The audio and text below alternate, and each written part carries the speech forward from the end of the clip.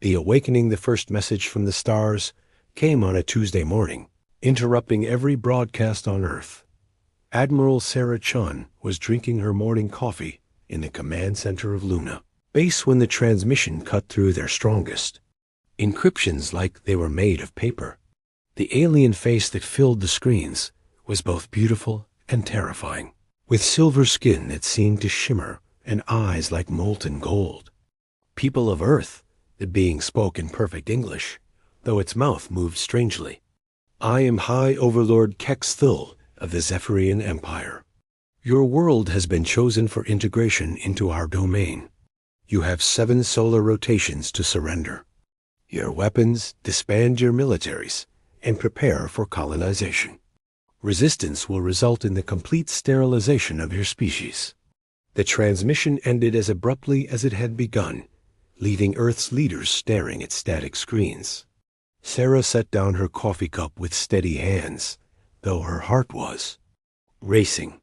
She had spent 30 years preparing for threats from space, but nothing could have prepared her for this moment. Within hours, massive ships appeared in Earth's outer system. They were impossibly large, each one the size of a small moon, their hulls gleaming like polished chrome. The Zephyrian fleet positioned themselves just beyond Mars, close enough to demonstrate their power, but far enough to avoid any desperate human attacks. Dr. Marcus Rivera burst into the command center without ceremony, his lab coat still stained with chemical burns from his latest experiments. Sarah, we need to talk, now. His dark eyes held a mixture of excitement and terror that she had learned to recognize over their 20-year friendship. The Quantum Resonance Project? She asked quietly. It works. God help us, it actually works. Marcus pulled up holographic displays that hurt to look at directly. But we need time. Months, maybe years to make it practical. Sarah studied the swirling equations that seemed to bend reality around them. How long until they lose patience? Based on their message? 6 days? The Zephyrians didn't wait 6 days. On the 4th day, as Earth's government still debated their response, Mars' colony went silent. The feeds from the research station showed Zephyrian fighters descending. Like silver arrows, their weapons turning the settlement into glass and ash in minutes. 50,000 people died without firing a single shot in defense. Captain Jake Morrison watched the destruction from his experimental ship Phoenix, hidden in the asteroid belt between Mars and Jupiter. The Phoenix was humanity's most advanced vessel, built around Marcus's early quantum theories and powered by technology that barely made sense even to its creators. Jake's knuckles were white as he gripped the controls, watching his friends die on the screens. Phoenix to Luna Base. He transmitted on the encrypted channel. Mars colony is gone. Repeat, Mars colony is completely destroyed. Sarah's voice came back steady despite the horror they all felt. Understood, Phoenix. Begin Protocol 7. All units, begin Protocol 7. Protocol 7 was humanity's doomsday plan. Every military base, every research station, every ship capable of fighting would disappear into the dark spaces between planets. Earth's governments would publicly surrender while secretly preparing for a war of extinction. It was a plan born from studying history's greatest resistance movements, adapted for the scale of interplanetary warfare. General Zahra al-Rashid coordinated the exodus from her bunker beneath the Sahara Desert. A former Special Forces operator turned strategist, she understood that conventional warfare would be suicide against the Zephyrians. Instead, humanity would become ghosts, striking from shadows and vanishing before retaliation could find them. Remember, she told her commanders over the quantum encrypted network, we're not trying to win battles. We're trying to survive long enough to make them regret coming here. The Zephyrians landed 3 days later, their massive ships settling into Earth's atmosphere like falling cities. High Overlord Kex Thul himself descended to address the planet's leaders. his form imposing even through the protective energy field that surrounded him. The meeting took place in Geneva, broadcast to the entire world. "Your species shows wisdom in surrender," Kexthul declared, his voice carrying harmonics that seemed to resonate in human bones.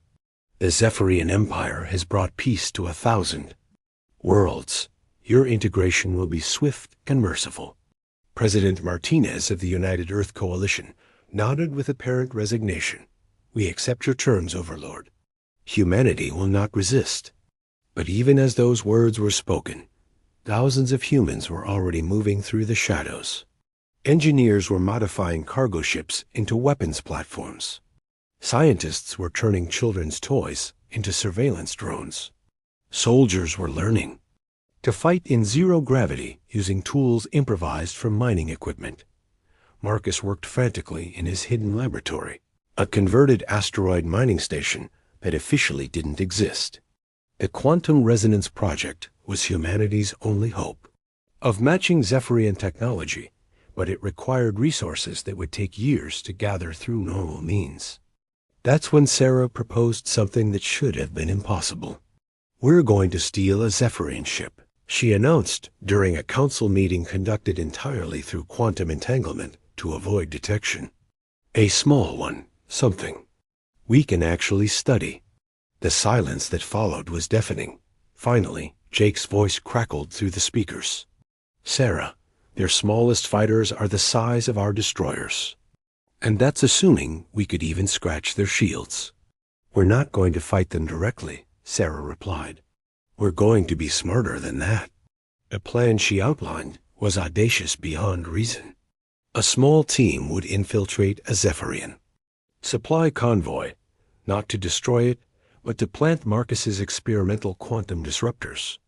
These devices would create microscopic tears in spacetime, invisible to Zephyrian sensors, but capable of slowly degrading their ship's integrity over time. Zara volunteered to lead the infiltration team personally. She had trained for impossible missions her entire career, but this was beyond impossible. It was suicidal. Yet as she looked at the faces of her volunteers, she saw the same grim determination that had carried humanity through its darkest hours. The Zephyrian convoy consisted of 5 ships carrying supplies to their ground forces. Jake piloted the Phoenix on an intercept course, using the ship's experimental stealth systems to avoid detection. The quantum displacement field that surrounded the Phoenix bent light and energy around it, making it effectively invisible to most sensors. "Remember," Zara whispered into her helmet comb as her team prepared to board the alien vessel, "we're ghosts. Get in, plant the devices, get out. No heroics." The interior of the Zephyrian ship was like walking through a crystalline cathedral. Every surface seemed to glow with inner light, and the geometry was somehow wrong in ways that made human eyes water. Zara's team moved quickly through corridors that curved in directions that shouldn't exist, following Marcus's schematics downloaded directly into their helmet displays. They were almost finished when they encountered their first Zephyrian crew member. The alien was tall and graceful, its silver skin reflecting the ship's inner light. For a moment, human and alien stared at each other in mutual surprise. Then Zara's training kicked in, and her plasma cutter opened a line across the creature's throat before it could raise an alarm. The alien's death was silent, but its body dissolved into sparkling motes of light that drifted away like stardust. Zara felt a chill that had nothing to do with the ship's climate. These beings were more than just advanced technology. They were something else entirely. The team completed their mission and extracted without further contact, but Zara carried the image of that dissolving alien with her back to the Phoenix. As they raced away through the asteroid belt, she wondered what humanity was really fighting against. Marcus's quantum disruptors worked exactly as designed. Over the following weeks, 3 of the 5 ships in the convoy began experiencing mysterious system failures. The Zephyrians investigated thoroughly, but found no evidence of sabotage. To them, it appeared that their ships were simply breaking down from unknown causes. The captured technology samples allowed Marcus to finally complete his work. The Quantum Resonance Project became the Cascade Protocol, a weapon system that could turn a star's own energy against anything in its vicinity. It was a weapon of such devastating potential that even its creators were terrified of it. "This isn't just a ship killer," Marcus explained to the Council. "This is a star killer, a planet killer. If we're not careful, it could destroy entire solar systems." Sarah stared at the swirling equations that described humanity's ultimate weapon. "How many do we need? One should be enough to change everything. But Sarah, if we use this, there's no going back. We become something else, something the galaxy will fear." Through the observation windows of Luna Base, Sarah could see Earth hanging in space like a blue jewel. Zephyrian ships orbited her home, whirled like silver parasites, and every day brought reports of humans disappearing into their integration centers. Her people were being processed, cataloged, and slowly erased. "Then that's what we become," she said quietly. "They wanted a fight. We'll give them the end of days." The first Cascade device was installed on the Phoenix 3 months after the Mars Colony massacre. Jake ran his hands over the controls that could reshape reality itself, feeling the weight of humanity's future pressing down on his shoulders. The weapon hummed with barely contained energy, its quantum fields creating distortions that made the space around it shimmer like heat waves. Overlord Kex Thul stood on the bridge of his flagship, studying reports from across his newest territory. The humans had been surprisingly docile after their initial surrender, with only minor incidents of sabotage and rebellion. A few missing supply ships were hardly worth his attention when weighed against the successful integration of an entire world. He was reviewing colonization schedules when his sensors detected something impossible. A human ship was approaching at impossible speed, its energy signature unlike anything in his database. The vessel seemed to phase in and out of normal space, leaving ripples in reality that hurt to perceive directly. "Open a channel," Kex Thul commanded, his golden eyes narrowing as he studied the strange craft. Jake's face appeared on the Zephyrian bridge, his expression calm despite the magnitude of what he was about to do. "High Overlord Kex Thul." "I am Captain Jake Morrison of the Earth Defense Forces. We have a message for your empire. You dare address me directly, human? Your species surrendered. Your world is ours." Jake smiled, and there was something in that expression that made ancient predator instincts stir in Kex Thul as alien mind. "You're right, we did surrender. But that was before you showed us what monsters look like. Now we're going to show you what monsters we can become." The Phoenix's Cascade weapon fired, and reality screamed. Asterisk the reckoning, the wave of quantum energy that erupted from the Phoenix was invisible to normal sensors, but its effects were immediately apparent. Every Zephyrian ship within 1,000,000 kilometers found their shields flickering and failing as the fabric of space-time itself turned hostile to their technology. The carefully maintained energy patterns that powered their vessels began to collapse, sending feedback loops through systems that had operated flawlessly for millennia. High Overlord Kex Thul watched in horror as his flagship's main display shattered, reality distorting around the edges like a broken mirror. Emergency alarms screamed in harmonics that made his crew clutch their heads in pain. The humans had done something impossible, something that violated every law of physics his civilization understood. "Damage report," he commanded, though his voice was lost in the chaos of failing systems. His science officer, a being of pure crystalline thought, materialized beside him in a shower of displaced light. "Overlord, our quantum matrices are destabilizing. The humans have somehow weaponized space-time itself. Our technology is being systematically rejected by the local reality." Across the fleet, Zephyrian ships began to tear themselves apart from The inside.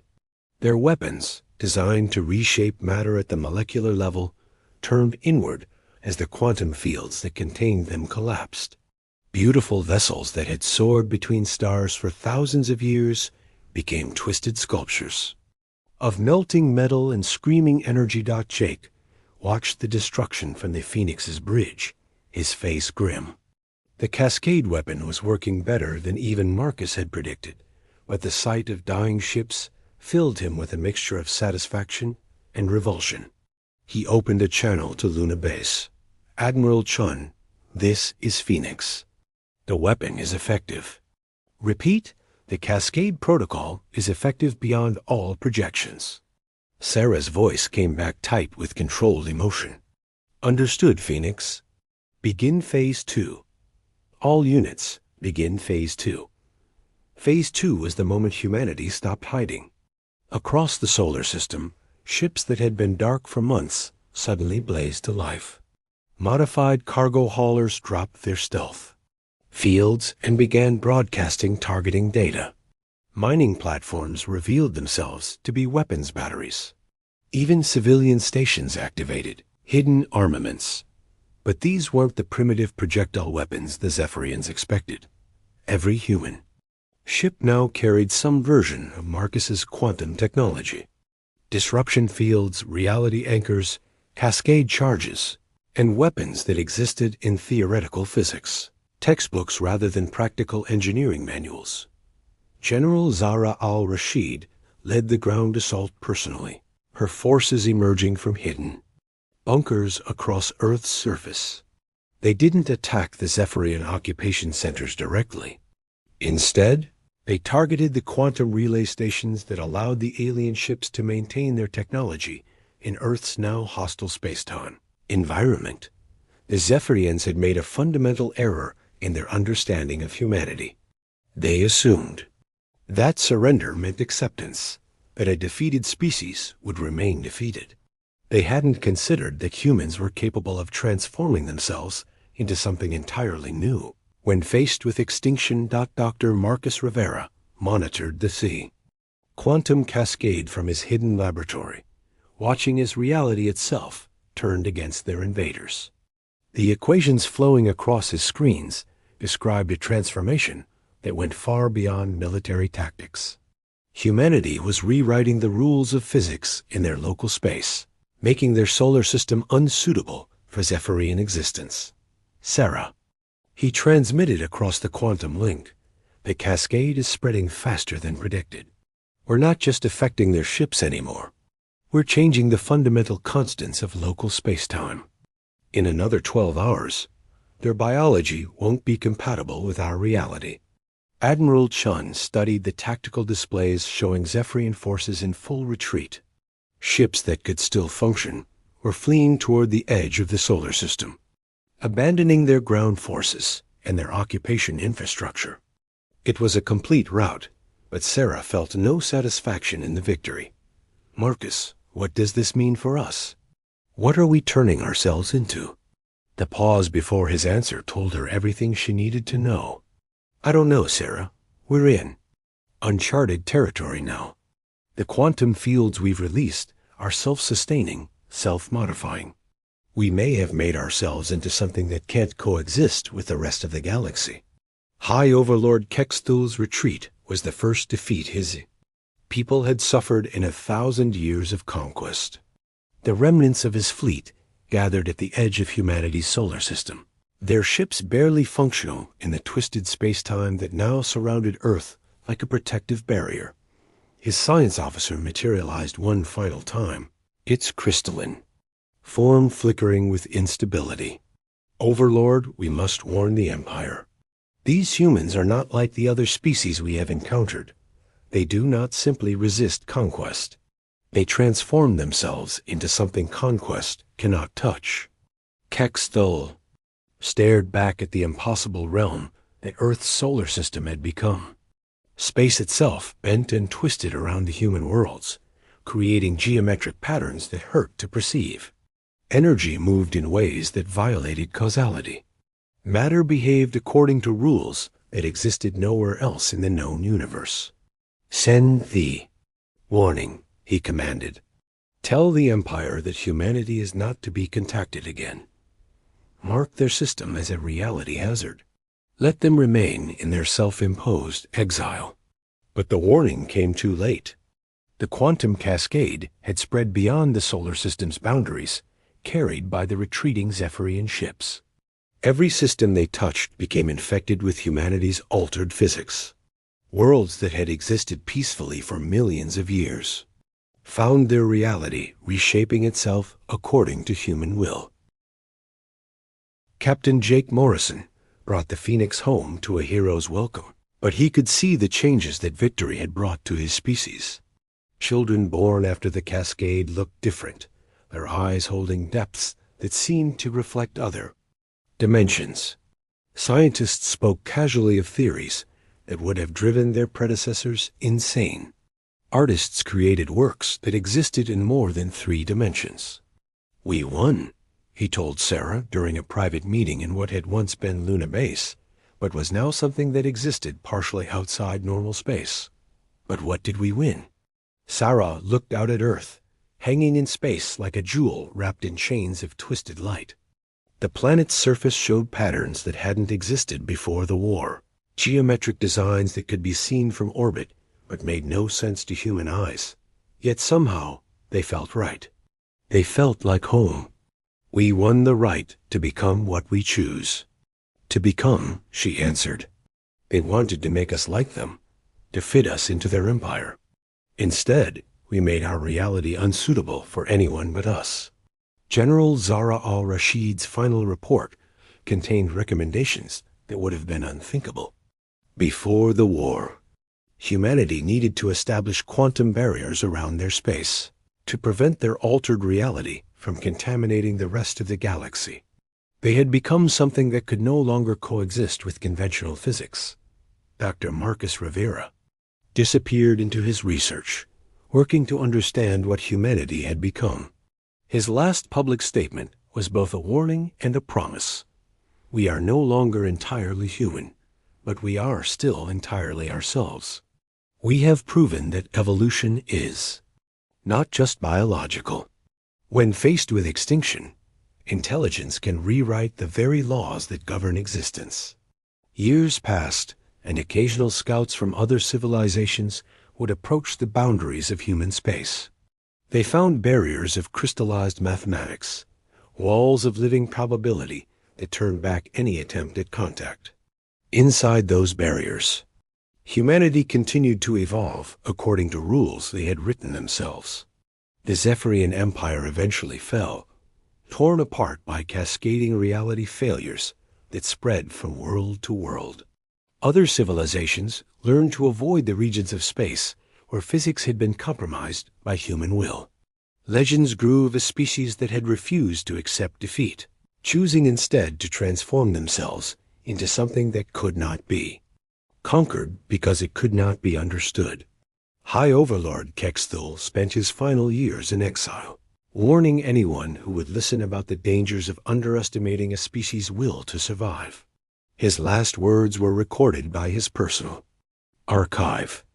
We thought we were hunting prey. We discovered we had found apex predators who were simply choosing not to hunt us back. When we threatened their existence, they chose to exist in ways we could not threaten. Inside their transformed reality, humanity continued to grow and change. They had won more than a war. They had won the right to define themselves on their own terms, to exist according to their own will rather than the will of others. The galaxy had wanted to make them conform. Instead, they had made the galaxy afraid. The last transmission from human space, broadcast on frequencies that existed in 11 dimensions simultaneously, carried a simple message to the universe. We tried peace. You brought us war. We tried surrender. You brought us extinction. So, we brought you evolution. Learn from our example, or learn to fear it. The choice is yours. And in the depths of space, reality itself carried that message to every thinking being in the galaxy, written in the fundamental forces that held atoms together and kept stars burning. humanity had become more than a species. They had become a force of nature, a living proof that the universe belonged to those with the will to reshape it. They had wanted a fight. Humanity had given them the end of days. And in that ending, a new beginning had been born.